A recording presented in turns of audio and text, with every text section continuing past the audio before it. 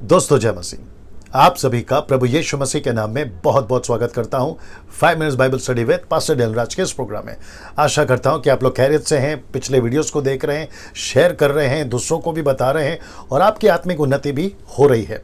दोस्तों आपके कॉल्स आते हैं प्रोग्राम से रिलेटेड, आप मैसेजेस करते हैं, अपनी सजेशंस देते हैं, राय देते हैं, जिसको लेकर मैं अमल करना भी चाहूँगा। नाउ कुछ चेंजेस मैं अभी लेकर आ रहा हूँ। चेंजेस यहाँ हैं कि हम आपको सिर्फ स्लाइड्स दिखाएंगे जो शुरुआत में 7 स्लाइड्स में दिखाता हूँ, उसके ऊपर मैं बात नहीं करूँगा। आप देख लीजिएगा, आप खुद ही समझ जाएंगे। अगर आपको डिटेल में उसको क्या है, क्या मैं बोल रहा हूँ, तो मेरा पिछला वीडियोस लोग जो है आप लोग उसको देख सकते हैं। चलिए दोस्तों, यहाँ से शुरू करूँगा। आज एक ऐसे वचन का खुलासा है, मैं यकीन जानता हूँ कि आप बहुत ब्लेस होंगे। वचन से आप बहुत कुछ सीखेंगे और आप प्रभु के राज्य में बढ़ोगे। आइए देखते हैं क्या क्या चीज़ है। ना सबसे पहले दोस्तों ये देख लीजिए, फिर उसके बाद में ये ओके, फिर मसीह मंथन बैठक, ये सब नंबर आप जानते हैं क्या है। Oh sorry, milk drinking Christians का बारे में पता है आपको। फिर आपको ये भी पता है और ये भी पता है। आप डायरेक्ट आ जाते हैं आज के वचन का खुलासा। और अब ऐसे ही चलेगा दोस्तों, क्योंकि आप लोग भी चाहते हैं कि ऐसे कुछ हो, तो मैं वैसे ही करना चाह रहा हूँ, ठीक है ना। आज के वचन का खुलासा मैं वापस कहता हूँ कि आज के वचन का जो खुलासा मैंने रखा है, खैर आप लोग ने थंबनेल तो देख लिया होगा, लेकिन उसके बावजूद मैं आपको बिल्डअप करना चाहता हूँ कि ये वचन जिसका मैं अभी खुलासा करने जा रहा हूँ आपको बहुत ब्लेस करेगा। आप सीख पाओगे, समझ पाओगे क्या है ये वचन, ठीक है ना। वचन है मत्ती की किताब, उसका 7:6, मैथ्यू चैप्टर 7:6। अब इसको आपने कई बार पढ़ा है, आप लोग शायद 10 साल से, 20 साल से, मुझे नहीं मालूम, आप लोग पढ़ते हैं, अपनी अपनी इंटरप्रेट रखते हैं, आपको जैसा ठीक लगता है। आप शायद दूसरों को सिखाते भी होंगे और ख़ुद को भी आप लोगों ने ये तसल्ली दी होगी कि ये वचन ऐसा ही है। लेकिन जब आपको पता है मैं उस सीरीज़ में हूँ या फिर उस क्या कहते हैं प्रक्रिया में हूँ जहाँ वचन को लेकर मैं खुलासा कर रहा हूँ, तो मत्ती 7:6 मेरी नज़र में आया।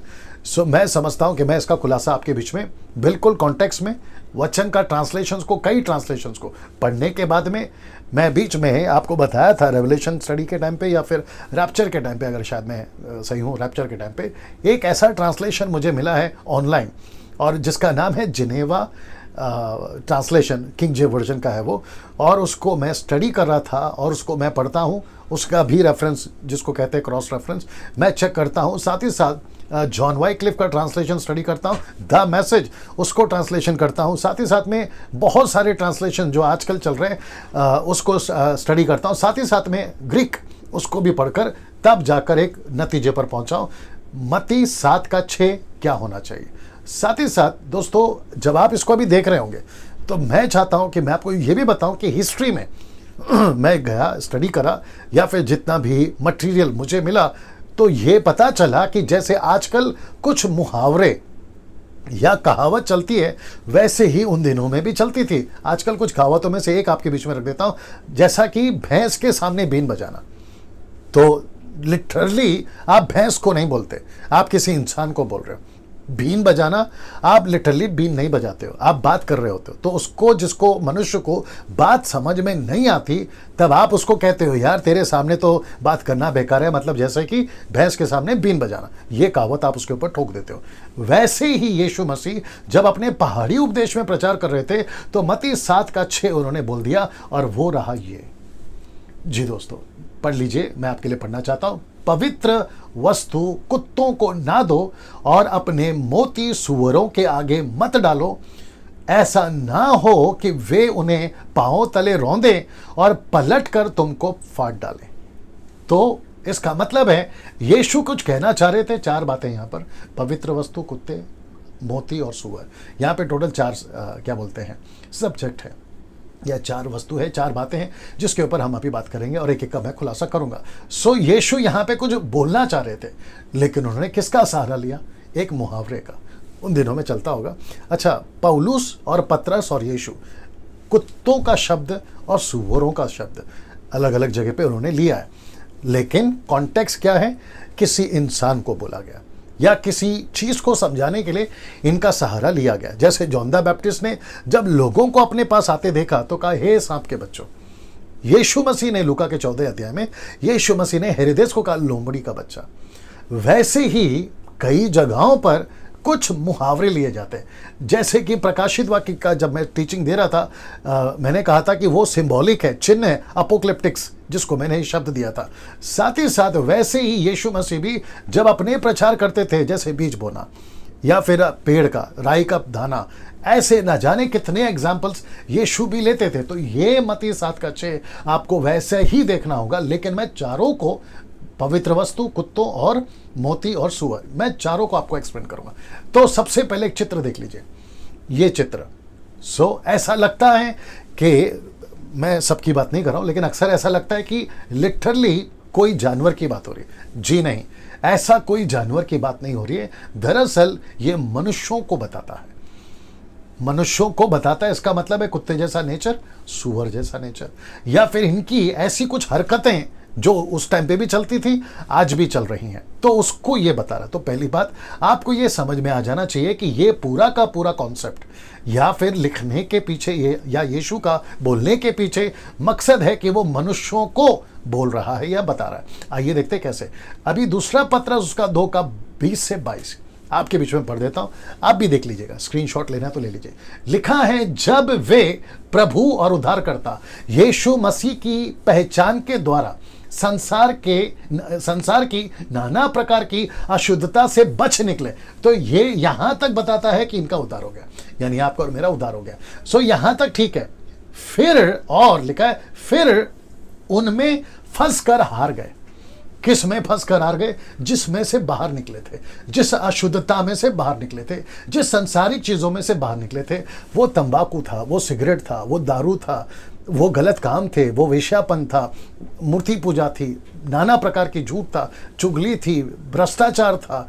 वो सभी पाप जो इंसान करता है, गलती किताब उसके 5वें अध्याय वचन 18 से अगर आप पढ़ोगे, वो सभी पाप से जब तुम निकल गए, लेकिन फिर ये देखिए ना, लिखा है, और फिर उनमें फंसकर हार गए।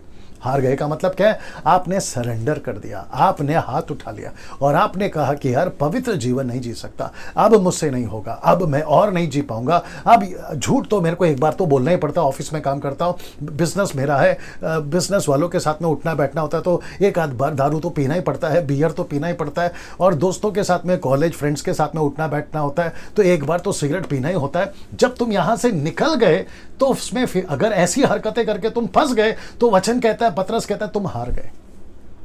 तो उनकी पिछली दशा पहले से भी बुरी हो गई है। उनकी पिछली दशा पहले से भी बुरी हो गई।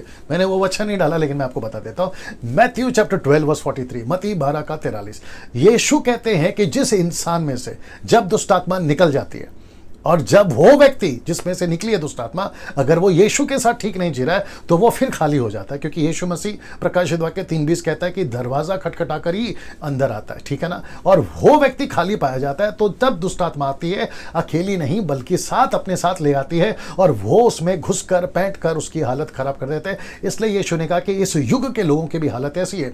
तो इसका मतलब है कि उसकी पिछली दशा पहले से भी बुरी हो जाती है। मैं कनेक्ट कर रहा हूं कहां तक ना। लिखा है, क्योंकि धर्म के मार्ग में ना जानना ही उनके लिए इससे भला होता कि उसे जानकर उस पवित्र आज्ञा से फिर जाते हैं। मतलब अगर वो उद्धार नहीं पाते तो उनके लिए भला होता। अब उद्धार को पाकर, सत्य को जानकर वापस वही गलती करोगे, तो उसको कहता है कि उस पवित्र आज्ञा से फिर जाते हैं। मतलब सब कुछ जानकर भी तुम फिर गए, उससे भला होता कि तुम संसारी के रहते। मैं भी कभी कभी कहता हूं, अगर आना है तो पूरा आओ, नहीं तो पूरा बाहर जाओ।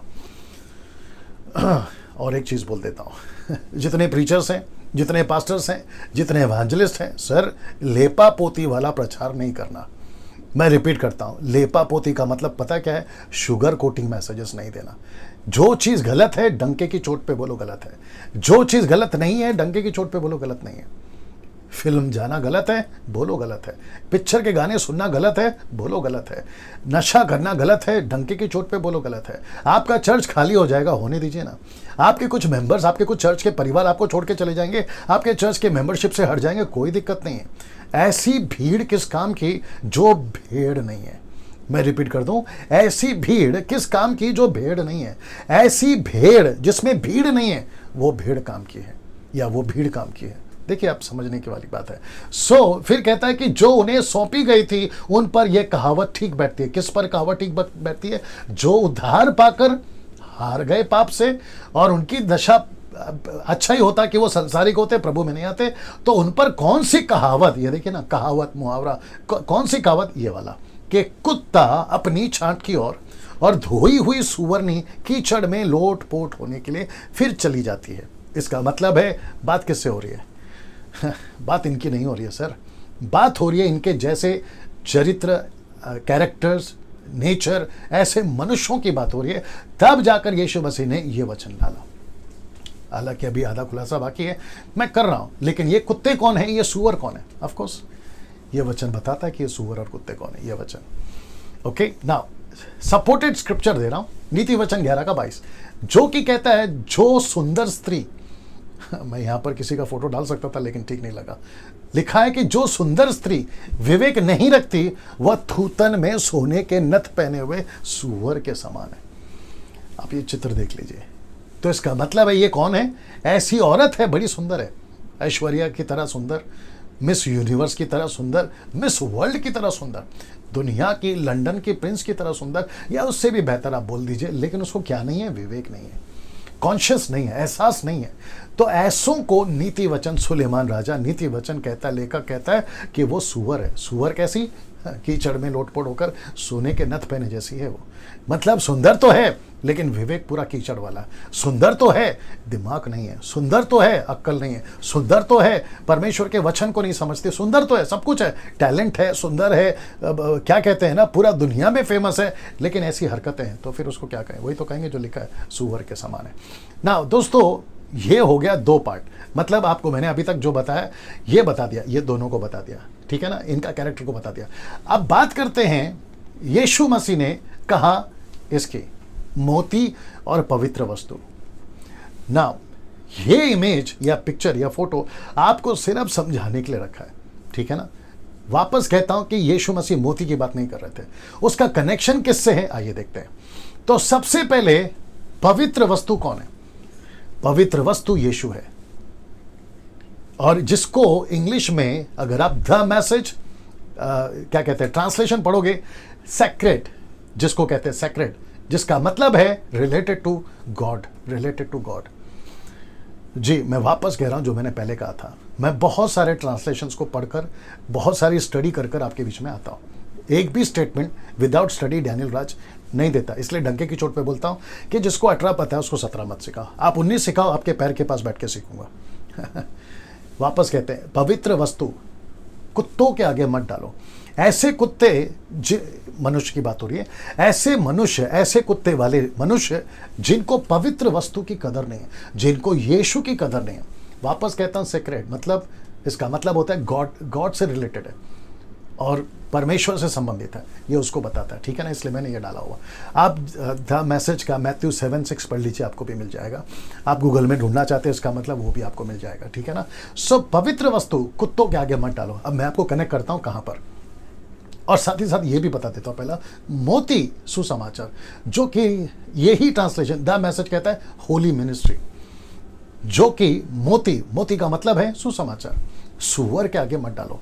तो यीशु को और सुसमाचार को, हालांकि सुसमाचार यीशु एक ही है, बात अलग है, नहीं है, दोनों एक ही है। बात हो रही है पवित्र वस्तु और मोती की। ये दोनों को मैं एक साथ में आपको बता देता हूं, क्योंकि टोटल 4 हैं, सुअर, कुत्ता, मोती, माफ करें, पवित्र वस्तु और मोती। ये हो गए 4 आपके बीच में। ये लास्ट पार्ट है, आपको ये 2 समझा देता हूं ना। कुछ लोग कहते हैं मेरे घर के लोग विश्वास में नहीं आते, मैं उनको कितनी बार समझाऊं। ये वचन आपको सपोर्ट करेगा। ऐसे कुत्तों के आगे और ऐसे सुअर के आगे जिनको कदर नहीं है, ऐसा लिखा ना। अभी मैं वापस पढ़वा देता हूँ, ये वचन को वापस पढ़वा देता हूँ। ये देखिए ना, लिखा है पवित्र वस्तु कुत्तों को ना दो, अपने मोती सुअर के आगे मत डालो। ऐसा ना हो कि वे उन्हें पांव तले रौंदे। पांव तले क्यों रौंदेंगे भैया?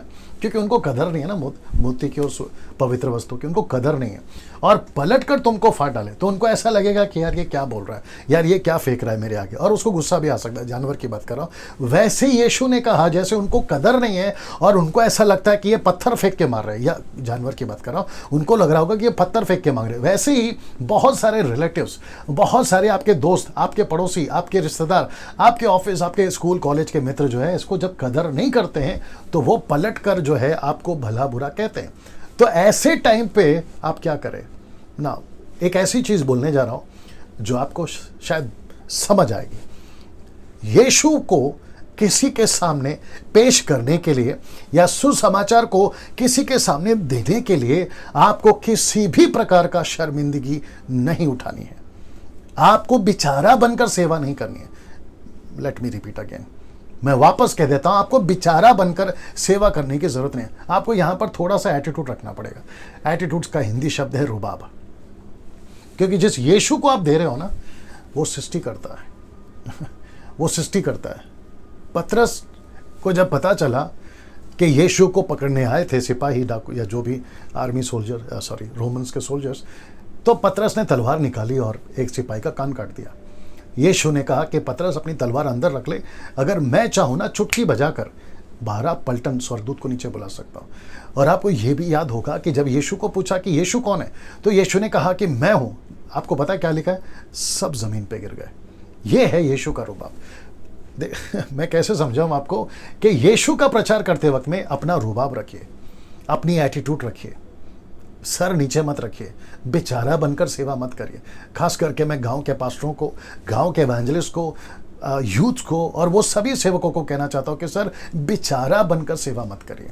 गरीब दिखकर सेवा मत करिए। गरीब जरूर हैं आप, गरीब दिखकर सेवा, या फिर ऐसा अपनी पहचान ये मत रही यार आ जाओ ना चर्च में, यार यीशु को स्वीकार करो ना, ऐसा बेचारा वाला मत करिए। मैं इस वचन के वसीले से बात कर रहा हूँ। बहुत समझना है आपको, बहुत समझना है आपको, है ना। इसलिए तो लिखा है ना कि बुद्धि होना बहुत जरूरी है, विजडम होना बहुत जरूरी है, अंडरस्टैंडिंग होना बहुत जरूरी है। मैं उन सभी माँ बाप को कहना चाहूंगा जिनके बच्चे शायद यीशु का कदर नहीं करते, लीव इट। कोई मेहरबानी करने की जरूरत नहीं है।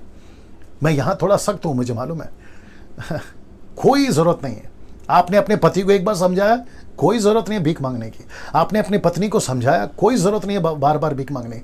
वापस कहता पवित्र वस्तु मोती कुत्ते और सूअर के आगे मत डालो, क्योंकि वो उनका कदर नहीं करते। और मैं आपको बता दूं, परमेश्वर को जिसको चुनना होगा, जैसे चुनना होगा, कब चुनना होगा, परमेश्वर को पता है। आपका जो पौल है ना, पौलुस, जब वो शौल था ना, साउल, वो बहुत हट्टी था, वो किसी के नहीं सुनता था। लेकिन जब उसको स्वर्ग से यीशु मसीह का, मेरी मुंबई की भाषा में बोलूंगा, जब फटका मिला, या जब उसके ऊपर डंडा पड़ा, या जब यीशु का दर्शन उसको मिला, उसकी होश ठिकाने आ गए।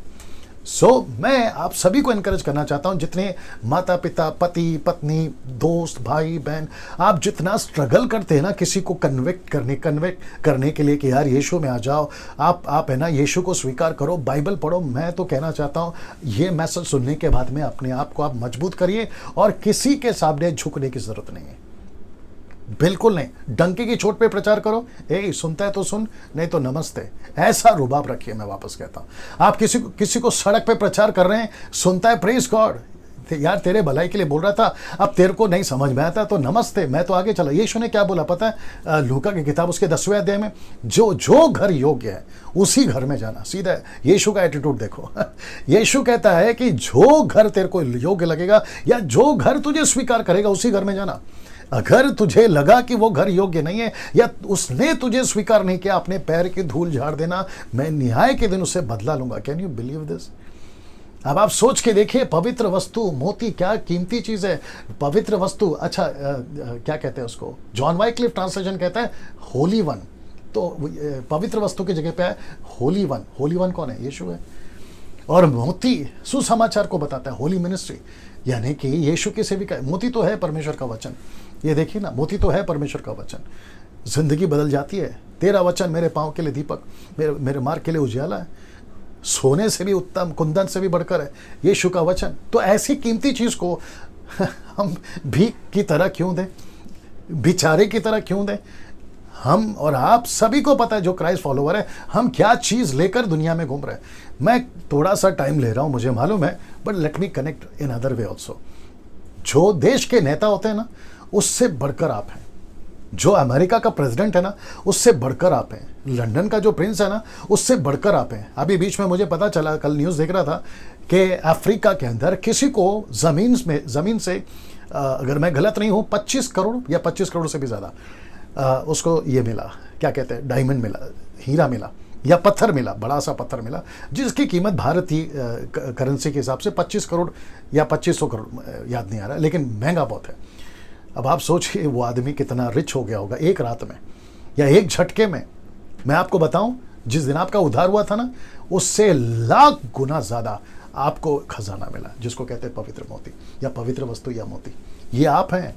सो किसी से कम नहीं है आप। सो मैं रिपीट करता हूं कि अपने आप को किसी से कम नहीं आंकना।